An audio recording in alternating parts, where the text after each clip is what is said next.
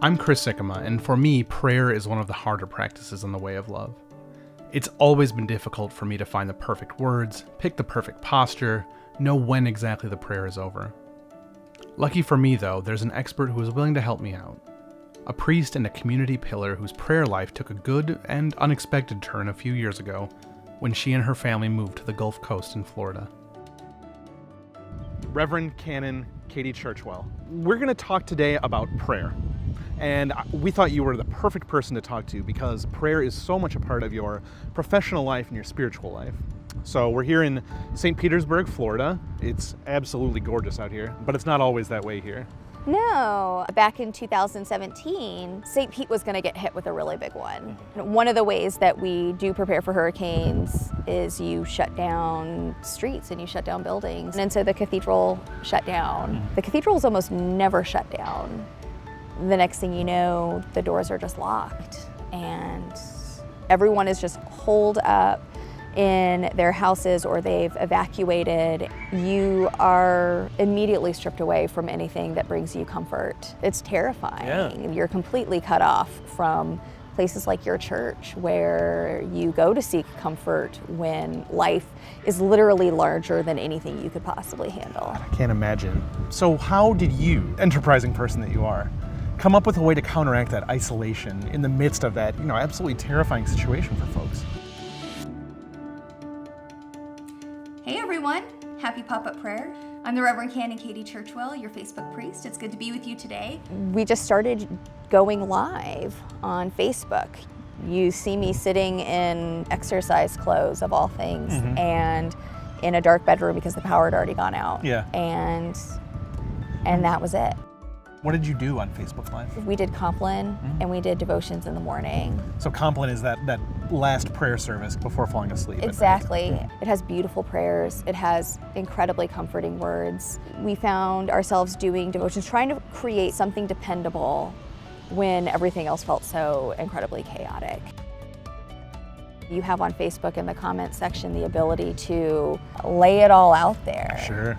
We not only had people who were here in Florida, but you had people in Texas who were saying, it's gonna be okay. Yeah, people who had been through that before. Through it. I mean, it was this beautiful coming together of community that you're never gonna get in a single church on a single Sunday morning. Sure. It just became this thing that while the doors were closed at the cathedral, you could find worship, you could find prayer, you could find community, and you could really find God's presence on Facebook. After the cathedral reopened, I thought we were done. Sure. And the next thing I knew, I had people sending me messages saying, hey, where did you go? I really liked that. Can it come back? And I thought, well, I have two kids. I have a 6-year-old and a 4-year-old. 8 a.m. and 8 p.m. are the worst times to say, I definitely need to be doing something that's not related to my kids right now. Yeah. I realized I was gonna have to come up with something that could work for me as well as work for the people who were really seeking that type of connection and that type of outlet for their prayer life. And so pop-up prayer is a time in which I can pop up whenever I feel like it. And the Spirit moves. And the Spirit moves. And the content can be something from the Book of Common Prayer, from Compline to devotions for families and individuals, to noonday prayer, to reading a children's story. I'm trying to think of all of the things that you could see if you were to join me on pop-up prayer. What kind of things am I going to see on So there? you're going to see my kids. Yeah. They keep me on my toes. Yeah. When I say, would you like to pray? They'll say, okay. They'll also say, no, I don't want to pray. Absolutely not. Every now and again, I do a cooking lesson, which is, this is me trying to multitask a little bit. More than half of the things that I make are epic failures. Sure. You can't plan prayer to be perfect. Right. We can certainly be the best version of ourselves, Of course. and God is going to show up with Sure. us. We can also be the worst, saddest, most pathetic version of ourselves, and God is going to be there too.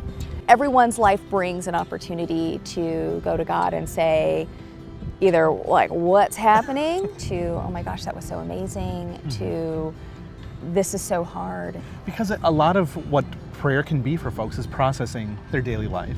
Exactly. It was easy to feel God's presence at the Cathedral Church of St. Peter, where Canon Katie is based. The stained glass, the creak of the pews, the palm trees waving gently outside. They lend themselves to moments of introspection and prayer. But Katie was quick to tell me that prayer doesn't stop there. When we spent time meeting the cathedral's neighbors and visiting Katie's young family, you could feel God's presence amid the hubbub.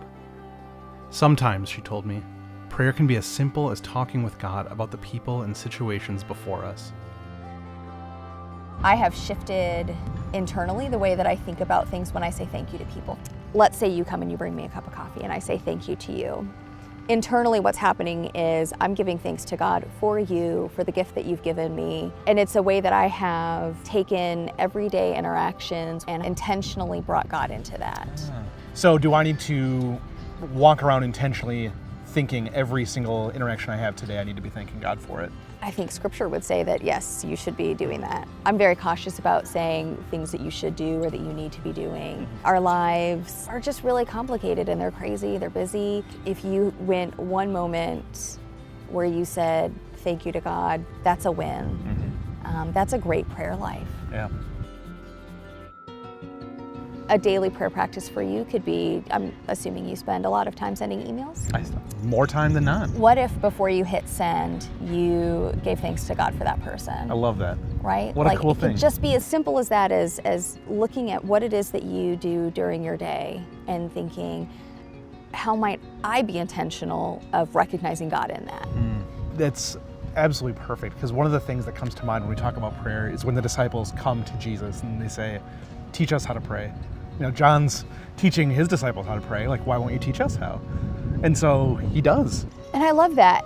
But notice that Jesus never says, and this is the only way to pray. Yeah, this is it. There's so many different ways that we are intentional about spending time with God, and a lot of that is never going to look like anything that's in our Book of Common Prayer. That's really what prayer gets to be, is just an opportunity to think intentionally about where we've been, where we want to be, and where is God in all of that. Yeah. Let's assume, and this is not true for viewers out there, that I've never prayed before. What's something that you carry all the time? My wallet, my cell phone. Your cell phone. All right, Oh, so pull yeah. out your cell phone. Oh gosh. One of the things that I taught my friend when she was first learning how to pray was pretend like you're talking to someone Talk on the to God. phone. And pretend like what you're saying is really interesting and that you don't need a response from someone, Sure. right? I mean, that's one way to think about prayer as a conversation. Another way that I like to tell people to start praying is to shut their mouth. Shut their mouth. And that being quiet is a great way to pray. It allows our other senses to sort of come alive. You don't have to think of anything. Absolutely. You don't have to say anything. You can just sort of be there. And I guarantee that something is going to occur in that space. You know, Paul says, I can't remember if it's in Romans or elsewhere, that you don't have to worry about having the right words all the time. You can just be quiet and the Spirit intercedes on your behalf. We have an unfailingly competent God who is there and knows what you're thinking and knows what you need to say. Exactly. And even when it's hard to say it. It's so nice to know too, though, that in a world where there are constant demands to be perfect, to always have the right answer, there's no expectation from God. The one thing that's required of you is that you just be you. There's something that's really nice about that, because I think it's the one relationship that we really have, that's the only expectation. Yeah. You've actually hit on something that I think will be really helpful for folks. It's helpful for me. People may want to have like the perfect prayer setup. I've got to go to a church, put the kneeler down, fold my hands like this, head down, and that's the only way to pray. You're saying that that kind of perfection is not something we need to be striving for. No. I don't know about you, but it would be really impractical for me to, every single time I wanted to pray, make my way into a church. Right. And I mean, I work at a church and it's still not practical for me. The truth is that prayer can look that way, right? And prayer also looks frustrating. You will see versions of pop-up prayer where conversation gets really real and there's some deep sharing. You have this community and it changes every single night.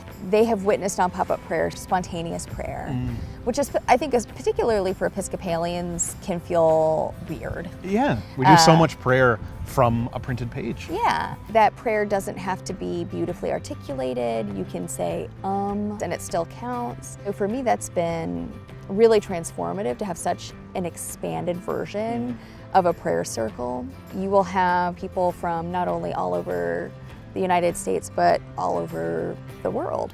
It's been wonderful to really walk alongside people.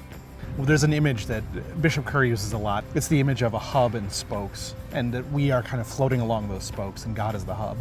And as we get closer to each other on those spokes, we're also in the process getting closer to God. And that's a beautiful image that I think kind of describes what you're doing with pop-up prayer. Yeah.